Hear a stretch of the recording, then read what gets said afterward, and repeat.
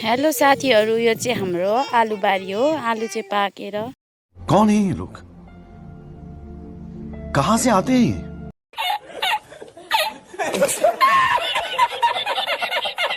पनि रेडी भइसकेछ फलेर पनि। अनि आज चाहिँ हामी खन्नु थालेको। आलु चाहिँ त्यत्रो निक्लेछ। यहाँ बोरामा पनि छ। अब यो सबै आलु खनेर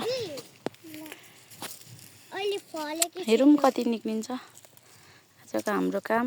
यहाँ मेरो दुईटा छोरीहरू चाहिँ आलु टिप्नुको लागि सघाउन आएको अरे। कान्छी ठुली र साथीहरू हामी चाहिँ आलु खन्नु थालेको। यो मम्मी अनि मेरो दुईजना छोरीहरू चाहिँ आलु खन्नु थाल्यो। म नि अलिकति खनेर बसेको। म नि खन्छु अनि कति निक्लिन्छ भरे देखाउँछु नि तपाईँहरूलाई।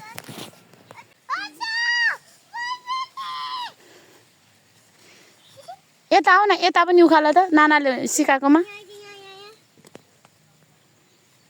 पिन्ची नाना भएकोमा आऊ न।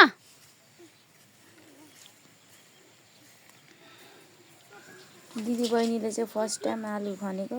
आमामा आलु भेटेर खुसी भएर केही छैन यिनीहरूको आज रमाइलो दिन आइरहेछ। हेर्नु न त्यहाँ यस्तो कालिन्छ कि मेरो छोरी।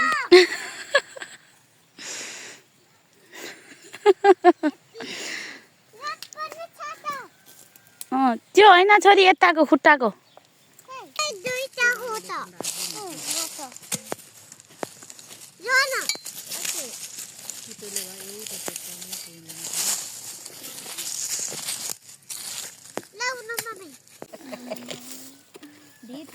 ढिटो खोच्यौँ भन्छ। ढ्याङ हाम्रो अघिको बारीको आलु चाहिँ यति धेरै भएको छ।